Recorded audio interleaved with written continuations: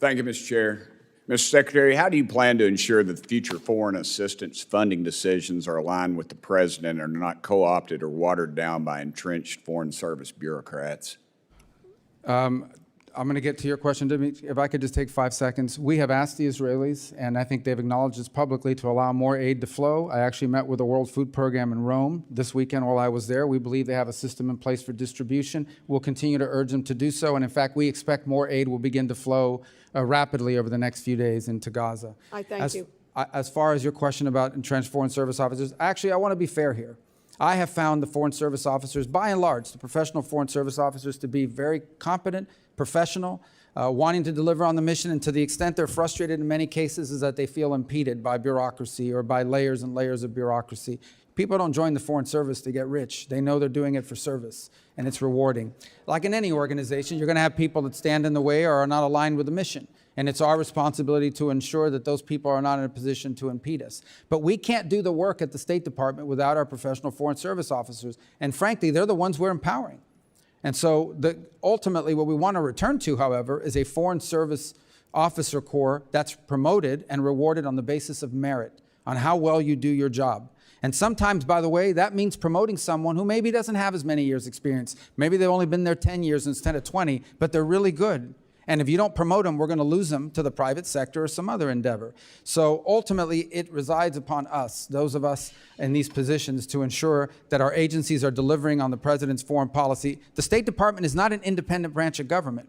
We are part of the executive, and our job is to help the President formulate foreign policy and execute on it. And we're trying to give you a structure in this reorganization to do that.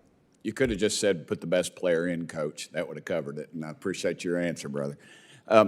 Moving on, will the State Department classify the Taliban as a foreign terrorist organization? Well, I believe that classification is now once again under review. As you know, we've had some success over the last few weeks in getting some Americans that were detained released. But we'll have some decisions to make. That designation ultimately will be based on a holistic approach to what we think our future policy is going to be with regards to Afghanistan. We're clearly aware of who they are and what they've done in the past. We'd like to see more cooperation from them on al-Qaeda and other elements in the country that we'd like to see targeted. So I think that's part of a tool set the President has as leverage to increase cooperation on their part. Can we ensure that America won't be attacked by the Taliban or any of these other terrorist groups that are training or based in Afghanistan?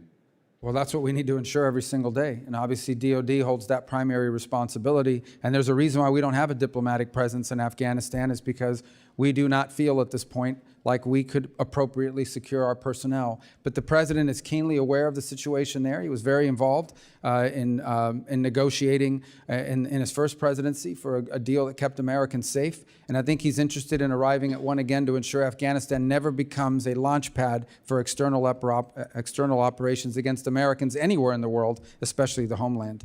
Thank you. Also, I've been working on a piece of legislation, House Resolution 260, for a couple of years.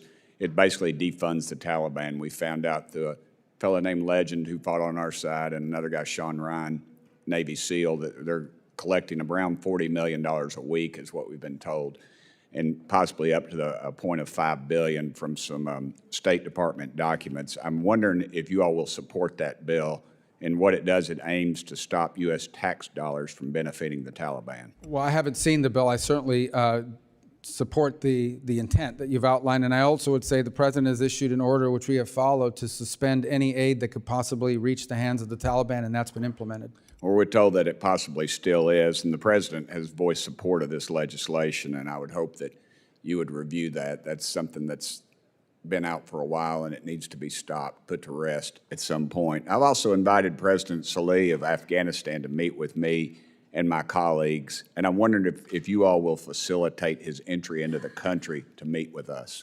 Well, ultimately, that will require a decision and a determination upon whether a visa should be granted for that visit. We're certainly happy to, if you've got an engagement that you think would be important and further the national interest, it's certainly something we would consider in terms of making that decision. You know, we've granted visas in the past to people that we're not necessarily enamored with because they're coming to the United Nations or for some other purpose. So we would want to work with you to learn more about the context of that visit, and we would consider it. Sure, I would remind you and this body and the folks that are listening and watching this that $40 million may not be a whole heck of a lot to people in Washington, D.C., but I can assure you in East Tennessee that is a whole lot of money that we are probably providing our enemies every dadgum week. And I'd appreciate y'all's assistance with that. Y'all been great. You've Gentleman's accepted time has our... expired. Okay. Chair now recognizes